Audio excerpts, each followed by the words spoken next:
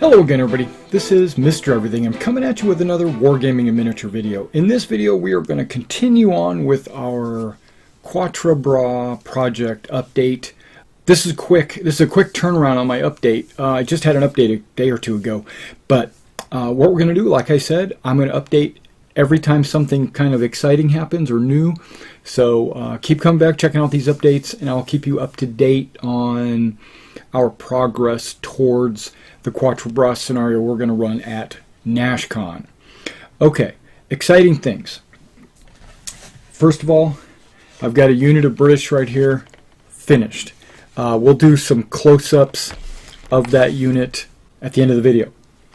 I have a Dutch-Belgian 6-pounder artillery piece assembled, not really primed or anything yet. All right, so I took a trip to the hardware store and the hobby store, and actually the grocery store as well, but ignore that. So I went to the hardware store and I picked up, most importantly, this very first thing, a 6x9 medium duty canvas cloth. All right, let's go ahead and open this thing up. Okay, this is what we're going to be using down in NashCon for our map board. Basically, it's going to go over the table. What do they call that? A terrain mat, a mat board, a mat. I don't know, a blanket. Ooh, this is soft. Ooh. Okay, sorry. Okay, it's got stitched edges. Nice, nice, nice. Hopefully that's not right down the middle. Oh, yikes. This might be right down the middle. Oh no. I might have a stitched line right down the middle. That's not going to be good. We'll check it out. Yeah, the edges are finished, barely. I don't know what that is. This is a canvas. It is a... It will turn, but it's not got any gaps in it. Okay, so a couple of different things that I plan to do with this. It's, first of all, it's a 6x9, so it'll cover my ping pong table. So I can use this for D&D or whatever. We're going to cover the table with it. But what I'm planning on doing with it is taking, you see these Dynaflex DAPs right here. Okay. I've got a couple of these that are brown. You can see that they're brown, right? I've got one here that is tan.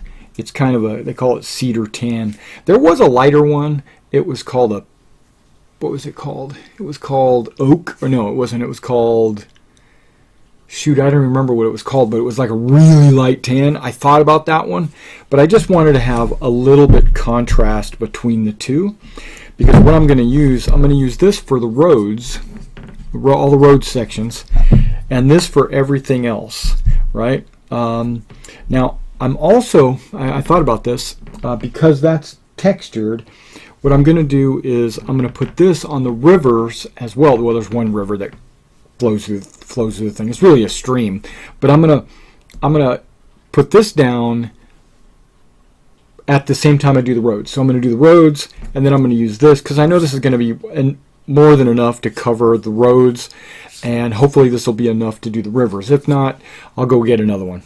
Okay, but or don't, or I'm just going to spread this out super thin anyway. I just want this to be to make that smooth. Really, that's all I want this to be. And then I'm going to put this everywhere that's not a road or a river. And then on the river, I'm going to clump this up. This is this Dynaflex latex. I'm going to make a bank on the rivers next to this. So with this next to the rivers as I make them. So what will that allow me to do? Well, that's going to allow me to put the clear, about some clear, thick. I'm going to put this thick through the river. So the river will look like it's got water in it. Okay, the roads, I'm going to take my little spatulas here, my, what do they call these things? Putty knives? I would have called them a spatula. Okay, but little putty knife to make little ruts in the road and divots and stuff like that. So I'm going to use that along the roads. Okay, now I'm not going to include coloring. Don't need to, it's already brown. I'm not going to include any grit or any flock or anything like that. It's just going to be ground cover, right? Now, how I am going to flock the tail. I'm going to flock the mat, right? But how am I going to flock the mat? I'm not sure. It might be just brushed on PVA, sprinkled grass in various locations. It doesn't have to be everywhere because the brown will be underneath. But it'll be thinly, and I'm thinking PVA, but the issue with PVA is I think the PVA will crack. So I'm going to have to do a little research, maybe do a few experiment pieces, just to see if the PVA actually does crack. Because I'm planning on, when I'm done with it, either folding it up or rolling it up. If it winds up just being brown, then what I'll have to do is maybe go with, and this is another thing I was thinking of doing, this is probably what I'm going to do. I'm going to take, I've got a bunch of varieties of browns and greens and blacks and tans and all kinds of spray paint over there that I paint tanks and other things with. So and buildings, and what I plan to do is just randomly spray over the DAP, right? And so it'll give splotches of brown and greens and tans and all that stuff all over the place, but it won't actually be flock. So we'll have to see how that works. But now that I see that there might be a crease, I'm going to have to roll this out and actually see it. If there is actually two pieces of fabric sewed together down the middle, then this will cover that up. You won't even see that with this. It'll just be dirt. Okay, so that's what these are for. And I did that all today. Okay, and I also picked up some steel wool because I plan to make hedges. This is going to be what I didn't do, and I didn't want to do it at Hobby Lobby because I think Hobby Lobby's prices for this is a little bit higher than Walmart. I'm just going to go to Walmart and buy those jumbo popsicle sticks, and I'm going to make some hedges out of steel wool all along these popsicle sticks. I'm going to make 100 yards of it or whatever. I'm going to make a ton of them, and then I'm going to spray them down all brown, and then use a spray adhesive, throw some flock on it, maybe some clump foliage. Boom, hedges. That's what that is. Okay. I got this because I know I'm going to be using a big table. This is to help me spread my DAP. This is to help me mold it, to fine tip it or make the rivers and things like that. That's what that's for. Okay. And I bought some Blue Hawk disposable gloves, so just in case I get some of that on me, or if I get down in there and I have to use my fingers or anything like that, that's what that's for. Okay. Let's back up a little bit. Okay. Basing.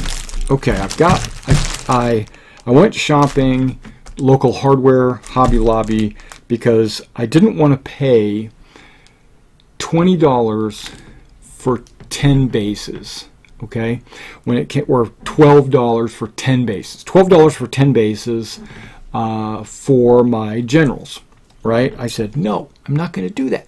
So, and how many 3-inch bases do I need for Quatre Bras? I only need 2. So I went and I paid, I know, $2.99. The ratio to base is higher, right? But you get 4 of them. So for $2.99, I get 4 3-inch bases. That's what I'm going to use for Nay and Wellington, yeah, Maine Wellington are going to have 3-inch bases. And then I need 17 divisional generals, and I went and I went out and did this deliberately, went out and bought 2-inch fender washers, right? These are, they're never going to rust or whatever. They're like nickel plated or something like that.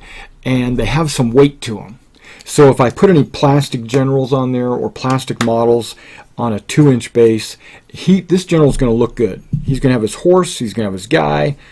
It's going to be textured and flocked. And it's going to have some weight to it. And I got 17 of them because I guess what? I have 17 brigade commanders. That's what those are for. I bought some 1-inch washers as well. These are also fender washers. They have an 8-inch hole in the middle. But these are, there's what, 30 of them in there? There's 30 of them in there. This only cost a couple of dollars. What this is going to be, and they're heavy weight. I mean, they weigh a ton. But that's all of them. But each one's going to weigh a little bit. I ran into some problem with skirmishers in Hail Caesar. I mounted them on the Warlord Games 20 by 20 squares, and they are just not big enough, and they're not heavy enough. So the models were always going, especially when I got metal skirmishers like my Numidians or the Germans or whatever. They're all like, or the Celtic slingers. They a lot of times they're animated like super far forward, and so when you put them on the table, they just go boop, and they just fall over. So I anticipated something similar to that with the Napoleonic skirmishers, like when you deploy units in skirmish. So I went ahead and picked up a box of this. They're 1 inch, but it doesn't matter because when you deploy into skirmish, your guys are apart. They're not together, so they don't necessarily have to be on 20 millimeter squares or circles. I got 1 inches. Plus, I could use these for bolt action if I have to. I thought that was awesome. Okay, artillery. Okay, you see this artillery piece that's only assembled and not really put together well. Okay, I use the exact same size base. It's a 60 by 80 millimeter for Napoleonics as well as I did my American War of Independence. What I found is the artillery pieces are a little bit larger than my American War of Independence artillery pieces. I mean, everything's a little bit bigger. So what I did was, and there's only 8 artillery pieces in the whole game, I think. I went ahead and bought this. I'm going to pop these off and put them on this. So this metal piece is not going to be the base. This wood is. This is a 2.5 inch by 3.5 inch base, right? It's not a base. It's a from wood pile, whatever. It winds up being 63.5 millimeters by 88, almost 89 millimeters. So instead of the 60, I'm getting 63.5, and instead of 80, I'm getting 89. So let's pop this open. Let's take one of these, and this whole bag, you get 8 of them in there. $2.99. Okay, so there's an artillery base. I don't know if you can see that, but it's really close. I mean, there's very little describe. I mean, what that's going to allow me to do is move these gunners a little bit around, because I was really having a hard time putting these gunners on here to allow for a loose cannon. Because he was a loose cannon. No, because the loose cannon has to go on there in firing mode, and then in my game, I'm going to pull this off, flip this around, and we're going to make it a limbered gun, right? And so that means he's still moving, but when you flip the gun, it's limbered. Now there is an alternative, and I'm exploring this. Actual guns mounted, like I mount the gun, it doesn't, I glue the gun to the base, I glue the guys where they need to go, so it doesn't really matter. And then I have a second piece I'm experimenting with this. We'll see. A second piece that's going to have horses and a limber. This isn't going to be long enough. I can visualize it right now, because you got your gun, you got your limber, maybe 2 horses, maybe. All right, I'm back. Okay, so I've got this 1 horse galloper gun that is actually, I think it's a Warhammer piece, but you get the general gist. It's a 28 millimeter. Yeah, that's only long enough for 1 set of horses, really. If I know the Napoleonic one's going to look a little bit different, but that's only going to be good for 1 set of horses. Now, if I took the gun off, and I could probably do the 2 sets of horses, because usually there's 2 sets of horses on a Napoleonic limber. Don't have to necessarily do it. I could just put 1 horse on there, just because it's just representing, right? But if I do that, then we will have to spin the guys around, spin the gun around. Whoops, not on that base. It'll be on that base.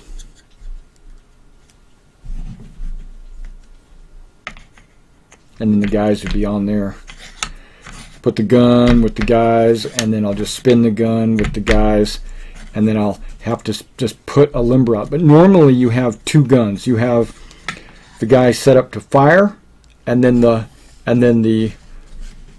I guess it's a separate piece for the limber. But that's what this is for. And these guys were also 2.5 inches. Oh, wrong set. Also 2.6 inches by 5 almost 5.5 inches. So, yeah.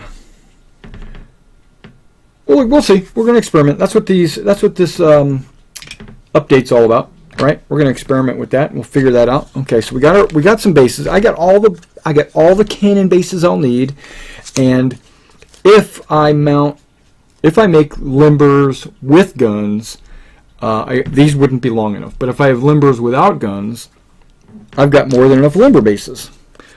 So that might be the direction we're going to go. Okay, so we'll get this back out of the way again. All right, look at that. I found a couple of bags for $4, and they have a pound of glass. Okay, it doesn't say how many is in there. That's because they didn't count them, I guess. But these were the last 2 they had, so I went ahead and got them. What these are, this is my stamina markers. Okay, so when you take a hit, you put some blood down. These represent blood hits, right? Blood. You put them by there, and when you rally, you pull one off. When you add one, you just add one. That's what this represents.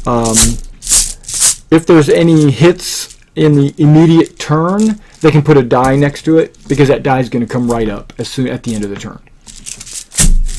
Okay, so I got a couple of bags. And what I'm going to do is get a couple of open bowls, maybe about the size of my hand right here, and that's going to be one for the French, one for the British.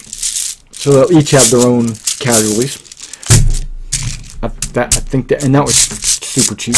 Okay, all right. You know that I use the what do they call this brush? The Pigma brush, and I use this for highlighting, right? I like it so much that I went ahead and got another one. Okay, that one hasn't dried up, and I don't know how long it's going to take to dry up, but I bought another one just in case it ever does. And then I bought, and since I was there, I said, you know what, I'm going to experiment a little bit. I bought the Micron. It's not a brush, it's a pen, but it's only 0.2 millimeters. 0.2 millimeters.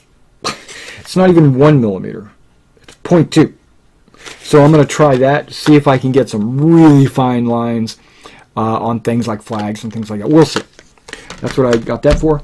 And last but not least, actually this isn't the last thing, but last but not least, we've got some brushes. I have been kind of looking to replace my worn out brushes. Ever since I did that painting tutorial and I got to like choosing brushes, I realized how sad my brush situation was. So I went and I looked at Hobby Lobby, and lo and behold, they had golden tack Golden Taklon brushes, which are the brushes I've been looking to purchase. And then I noticed that they had some really nice brushes there. And they were only $4.99 for Golden Taklon, right? And then there was a 50% off sign in front of my face. They said all of the Master Series was 50% off. Oh my gosh. So this is only $250. So I'm surprised I didn't buy a whole bunch of brushes, because they had, okay, the ones I did buy is a zero brush, which is kind of a larger brush. A 10-0, not a 3-0, a 5-0, 10-0. I don't even know. All I'm buying is a stick. No, there's a thread there. Okay, they had a 20.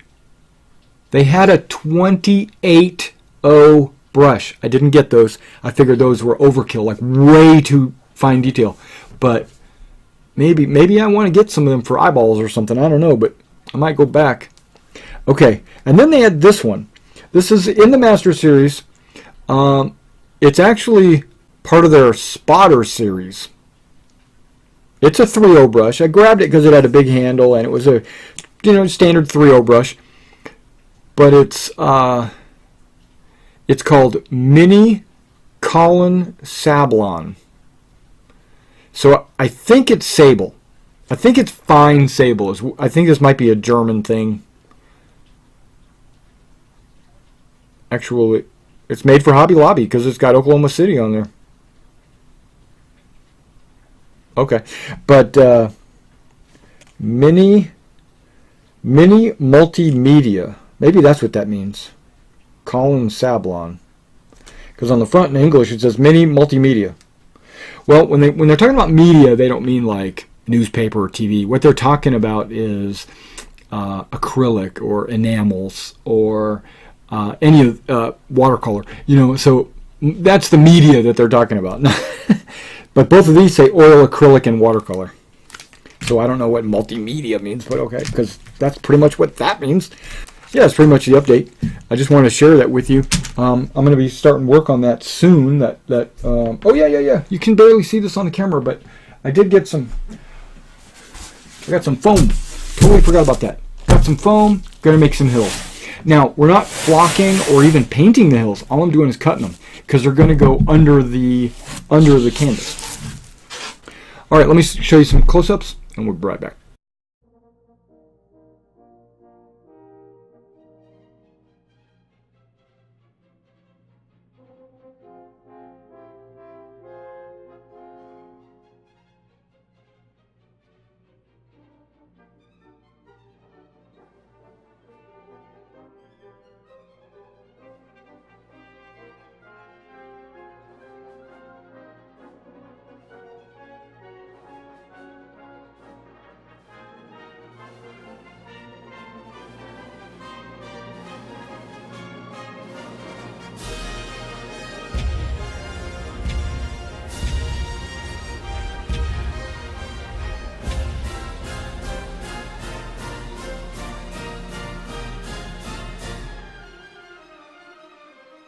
There, now wasn't that super awesome? Okay, now I painted these guys up as the 27th Regiment, which I think is called the Inniskillings. And remember, I painted all 24 that came in a box, even though our units are not going to be 24 strong. They're going to be like 16 strong. So really that's a unit and a half. Yeah, so I'll mark one of my units on the board as being done. Okay, but other than that, I did order my Brunswickers, I ordered the Dutch Belgians, okay, we'll back up. I ordered the Brunswickers, the Belgians, the Dutch, the Hanovers, the very little bit of the French, and a little bit of the a bunch of generals. I ordered all the named generals. So except for Napoleon, I didn't actually order Napoleon because I'll hold off on ordering him until maybe our next scenario. Okay, so I ordered those from Perry Miniatures. When I get those in, I'll do a review of those and then I'll paint them. Those are actually the Warlord Games models that you saw. And I think that's the complete update. Alright guys, well I think that's it. So keep your eyes open to the channel and I'll catch you next time.